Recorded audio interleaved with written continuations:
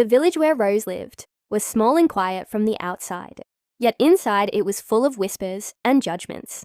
Rose was a young mother, raising her little son alone after her husband had died in a terrible accident at the mill. She carried her grief in silence and used every ounce of her strength to give her child a decent life. But in that village, compassion was scarce. Envy and cruelty walked faster than kindness. At first, Rose believed that people would support her because she was widowed so young. But soon she realized the opposite. Women in the market began spreading lies about her. They said she was a seducer of men and that her husband had died because of her cursed soul. Men who once greeted her politely started avoiding her as if she carried a disease. Even children whispered to each other when her son passed by. Her family name was dragged into the mud. The worst part came when the village elder accused her of stealing food from the communal barn. She had never even stepped inside that barn, but no one listened. A few sacks of grain went missing, and the easiest target was the lonely widow who had no relatives to defend her. Rose stood in front of the crowd, trying to explain that she was innocent, but stones of words were thrown at her. One woman shouted that she had seen Rose walking near the barn at night. It was a lie, yet repeated so many times that even those who once trusted her began to doubt. Her son cried as other children mocked him, calling his mother a thief. Rose held him close, hiding her tears. She wanted to scream at the villagers that she was honest and hardworking, but her voice was drowned by their noise. The elder declared that Rose would be watched closely and warned that if any more food disappeared, she would be punished. From that day, Rose lost her work as a helper in the weaving house. Because no one wanted to employ someone branded as a thief, she tried to survive by washing clothes for the few people who still pitied her. But the pay was barely enough to feed her son. Many nights she went hungry so her child could eat. Alone in her small hut, Rose whispered to herself that she would endure. She swore in her heart that one day the truth would shine and those who humiliated her would regret their cruelty. But she knew that the path to that day would be long and painful. Days turned into weeks, and Rose felt the weight of the villagers, judgment crushing her shoulders. Every time she walked to fetch water from the well, she could feel eyes stabbing her back. Some women deliberately poured out their buckets when she approached, as if her presence contaminated the water. Even the old men who once praised her late husband now shook their heads whenever she passed. Her son Daniel grew quieter. At school he sat alone because the other children repeated the lies their parents whispered at home. One afternoon, Daniel returned with torn clothes and bruises on his arm. He tried to hide it, but Rose saw and held him tightly. The boy admitted that the others had called him the son of a thief and pushed him into the mud. Rose's heart broke, but she told him to be strong. She promised him that one day the truth would clear their names. Yet deep inside, she feared that hope was only a fragile thread. Rose tried to find work in the nearby town. She walked miles under the burning sun, carrying Daniel by her side. But strangers were quick to judge. A merchant who once considered giving her a job heard rumors from the villagers and rejected her immediately. Another man tried to take advantage of her desperation, offering money if she would give herself to him. Rose refused with burning shame and returned home with empty hands. The villagers watched her struggles with cruel amusement. They whispered that maybe she truly was cursed, because everything she touched turned into failure. One evening when Rose attempted to sell handmade baskets in the market, a group of women spread another lie, claiming she mixed bad herbs into the weaving to bring sickness. People avoided her stall, and she returned home without selling a single basket. That night she sat in darkness listening to her son's hungry stomach growling. She gave him the last piece of bread while she drank only water. Tears fell silently as she prayed for strength. She did not know why fate had chosen to make her a target of lies, but she believed that somewhere in the distance, there had to be a path toward justice. Despite her exhaustion, Rose began keeping a small notebook, hidden under her mattress. In it, she wrote every lie told about her, every name that mocked her, and every injustice she suffered. It became her secret testimony, a record of pain and betrayal. She told herself that one day, those words would no longer be silent. They would be the fire of her revenge. Winter approached, and the cold winds cut through the thin walls of Rose's hut. She gathered whatever firewood she could find. Yet most nights, Daniel shivered under the blanket. Rose often gave him her own coat and sat awake in the corner, rubbing her hands to keep the fire alive. Hunger and cold became constant companions. But what hurt more was the cruel delight of those who had destroyed her reputation. One evening, while Rose was collecting twigs near the edge of the forest, she overheard two men talking. They spoke about the missing grain that had started the rumors months ago. Rose's heart pounded as she listened. The thieves were not strangers. They were men from the elder's own family. They laughed as they bragged. How easy it had been to blame Rose, because nobody would question a lonely widow. Rage surged inside her chest, but she remained hidden, too weak to confront them. She returned home with trembling hands. Daniel asked why she was pale, but she only smiled and said she was tired. Deep inside her soul, a seed of determination grew. She knew she needed proof, but without allies no one would listen. For the first time, Rose began to think not only of survival, but of fighting back. The next weeks brought even harsher trials. A storm destroyed part of her roof, and the villagers refused to help repair it. Rain soaked the floor where Daniel slept, and Rose had to place pots to catch the drops. When she asked the blacksmith if he could lend her tools to fix it herself, he mocked her and said she should beg forgiveness for being a thief before asking for favors. Humiliation burned her cheeks, but she swallowed her pride and walked away. Desperation pushed Rose to the town again. She went door to door, offering to clean houses or wash clothes. Some women allowed her to work, but they paid her less than promised, knowing she had no power to argue. Still she endured, collecting every coin carefully, saving for the day she could leave the village behind. Yet leaving would not erase the scars or clear her name. She wanted justice, not escape. At night, Rose opened her secret notebook and wrote about the men she overheard, about the cruelty of the blacksmith, and about the lies repeated in the market. Each page became heavier with sorrow, yet it also gave her strength. She whispered to herself that one day Daniel would see her not as a victim, but as a mother who fought back against every lie. The snow continued to fall outside, covering the village in white silence. But inside Rose's heart, a storm was building, one that would not be quiet forever. The snow melted and spring returned, yet nothing changed for Rose in the village. She remained the outcast, the woman everyone whispered about. Her son Daniel grew taller, but his smile faded day by day. He no longer ran freely with other children, but stayed close to his mother as if afraid. The world would wound him again. Rose carried the guilt of seeing him live in fear, though she knew the fault lay in the cruelty of their neighbors. One afternoon, Rose tried to sell herbs she had gathered from the forest. She hoped to earn a little money for food, but when she reached the marketplace, a woman accused her of mixing poison in the leaves. The accusation spread instantly, and the crowd pushed her stall away. Her herbs scattered on the ground as laughter filled the air. Rose gathered the ruined bundles, with shaking hands while Daniel cried and begged her to stop. He could not bear to see his mother humiliated. That night, Rose sat by the fire, staring at the flickering flames. She realized the villagers would never allow her peace. Every attempt to rebuild her life would be destroyed by their lies. She felt a heaviness pressing on her chest, but within that heaviness was also the spark of defiance. She began to think not just of proving her innocence, but of rising so high that the very people who shamed her would bow their heads. Soon an unexpected chance appeared. A traveling merchant from the city stopped by the village. He bought baskets and simple crafts to sell elsewhere. Rose gathered all the strength she had and approached him with her weaving. At first he hesitated, for he too had heard the whispers. But when he examined her work, he admitted it was strong and beautiful. He paid her a small sum and told her he would return the next month. Rose clutched the coins in her palm as if they were gold. For the first time in years, she felt hope flicker. She began to weave at night while Daniel slept, pouring her emotions into every strand. With each basket, she imagined herself building a ladder out of poverty and humiliation. The villagers mocked her when they saw her working late. They told her she was wasting time because no one would buy from a cursed woman. Rose ignored them.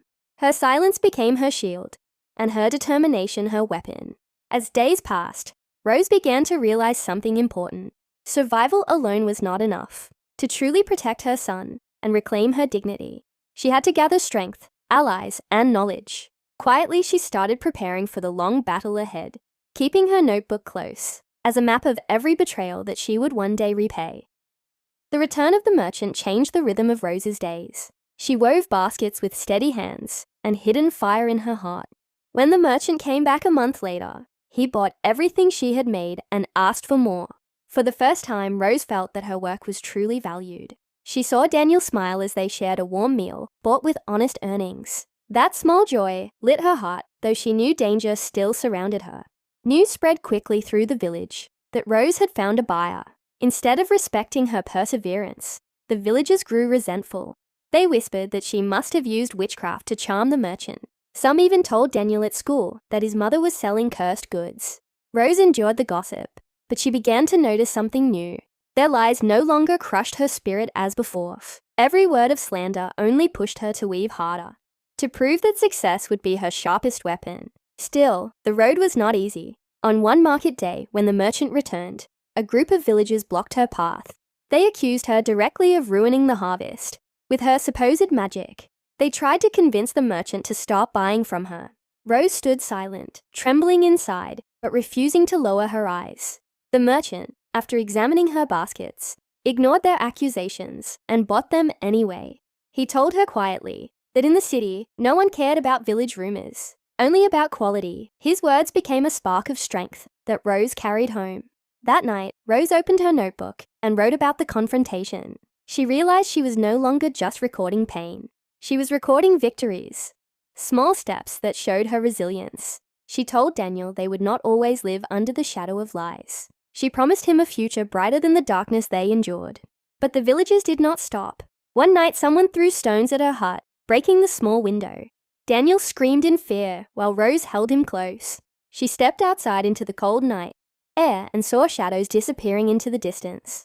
Her fist tightened. She knew they wanted to break her spirit, to make her abandon hope. Instead, she whispered to herself that every attack only carved her will deeper. Rose realized then that success alone would not silence them. If she wanted peace, she would have to rise beyond what any of them could imagine. She would have to become untouchable. And for that, she needed more than baskets and coins. She needed knowledge, allies, and a plan. Rose began to realize that her weaving could only take her so far. If she wanted to change her life and truly protect Daniel, she needed to learn more than just survival skills. So she started saving a portion of every coin the merchant paid her. It was a slow process, but she held on to the belief that every small step was a brick in the foundation of her future. When the merchant returned one evening, Rose gathered the courage to ask about the city. She asked if there were places where she could sell directly or learn better methods. The man looked at her with surprise, perhaps wondering how a poor widow from a despised village dared to dream beyond her cage. But he saw the determination in her eyes and told her about a market in the nearby town where artisans gathered. He advised her that it would be difficult and costly, but possible. The thought of standing among skilled artisans filled Rose with both hope and fear. She spent weeks practicing new designs, pushing her weary hands through the nights. Daniel helped by collecting reeds and wood, smiling for the first time in months, because he could feel his mother's spirit returning. Yet the villagers watched her carefully. They saw the merchant's visits and grew suspicious. One evening, a group of women confronted her outside the well. They accused her of planning to abandon the village and take wealth that never belonged to her. One even shoved her so hard she fell to the ground. Daniel tried to defend her, but was pushed aside. Rose rose silently, brushed the dust from her dress, and walked away without responding. Her silence angered them more, but inside she was whispering a vow. She would not stay a victim forever. Finally, with enough coins saved, Rose prepared to travel to the artisan market. She carried her best baskets wrapped in cloth and held Daniel's hand tightly. The journey took hours. Her feet blistered along the dirt road, but her heart beat with new purpose. When she reached the market, she was overwhelmed by the colors and sounds of craftsmen from many places. At first, people ignored her, judging her worn clothes and tired face. But when she displayed her work, some stopped to look closer.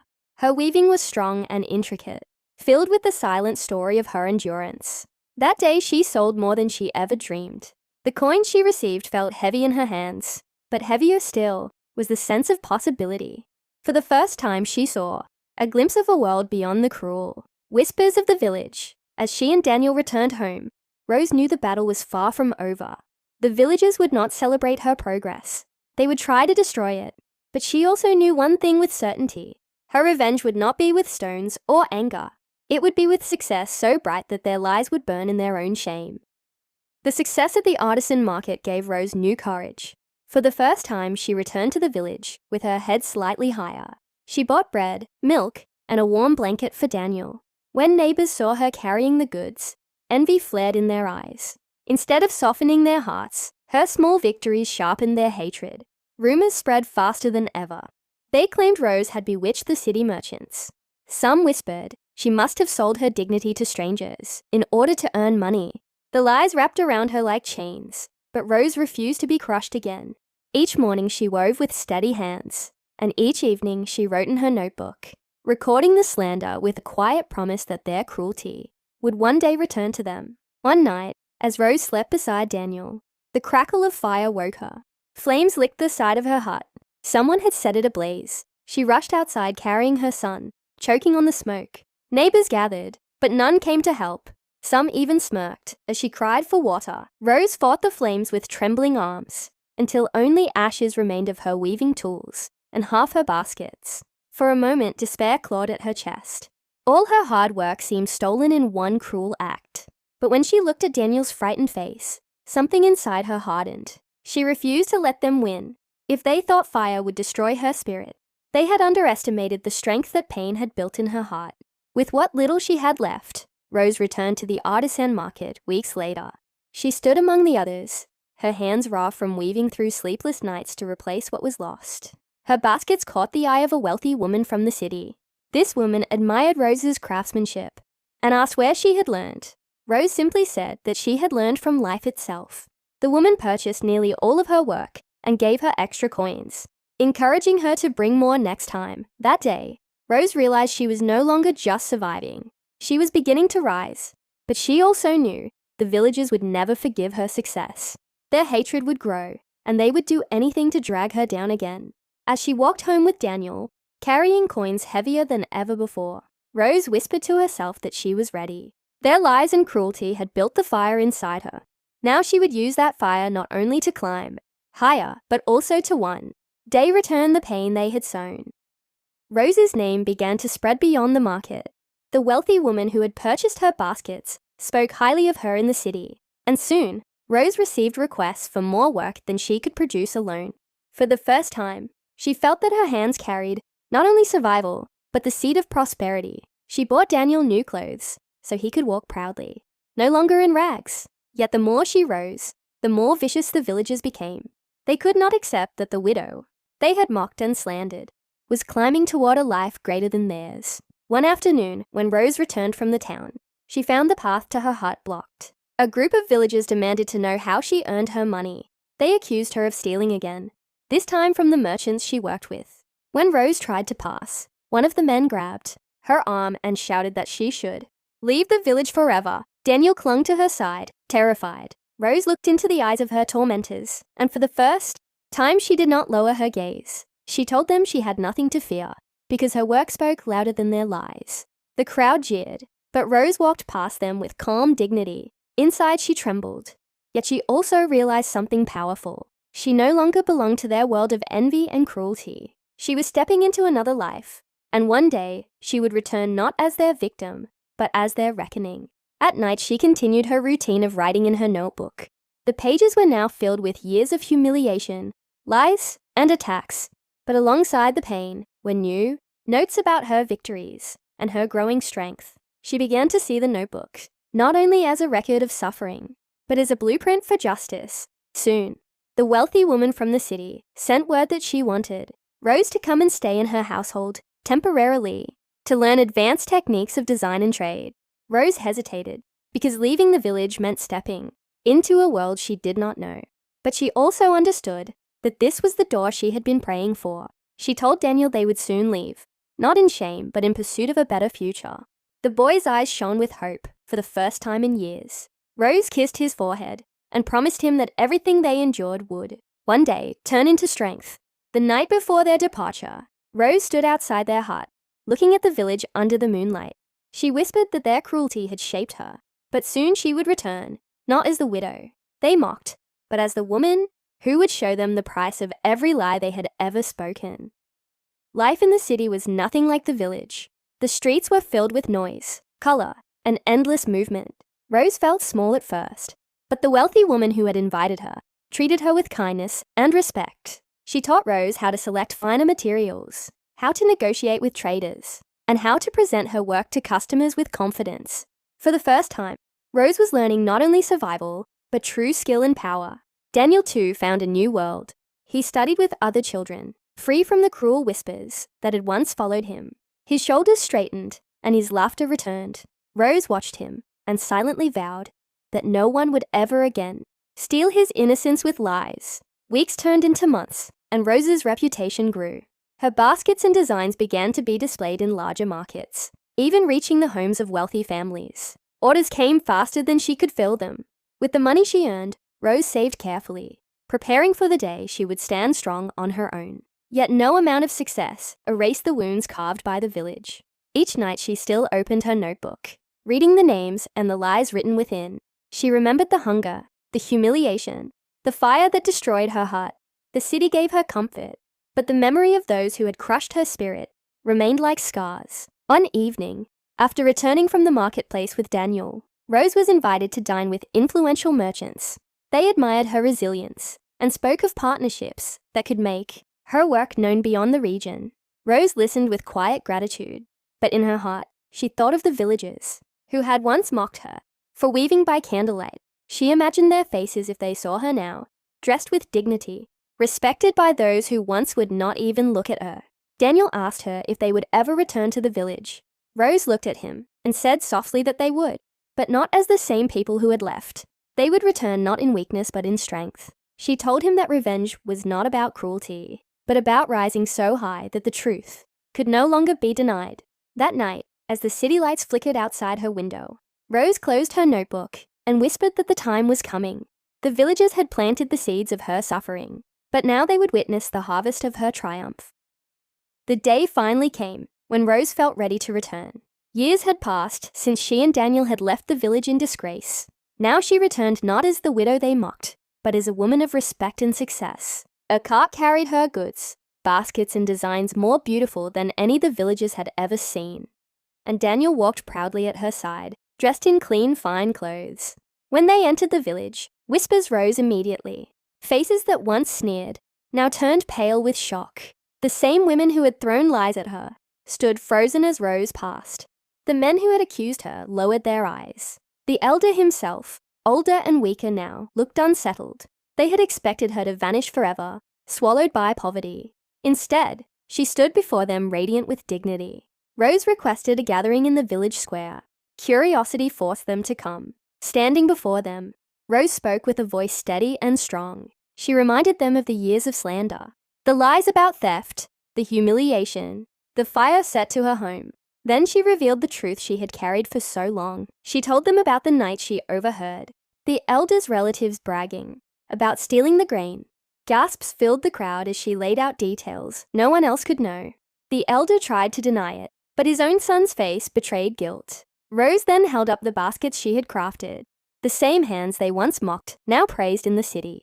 She told them that success had been her revenge. Every insult they threw had only strengthened her resolve. She did not beg for their forgiveness, nor did she need their acceptance. Instead, she declared that she would build her own trade outside their reach, where truth and dignity mattered more than gossip. Daniel stood beside her, his chin lifted high. For the first time, the villagers looked at him, not with mockery, but with shame. Mothers pulled their children close, whispering about how wrong they had been. Some tried to speak apologies, but Rose turned away. She had no use for hollow words. As she left the square, she felt no bitterness. Her revenge was complete, not because they suffered, but because she had risen beyond their cruelty. They would live forever with the memory of the widow they had once destroyed, who returned stronger than they could ever imagine. That night, back in her hut for the last time, Rose closed her notebook. Every page of pain had become the foundation of her triumph.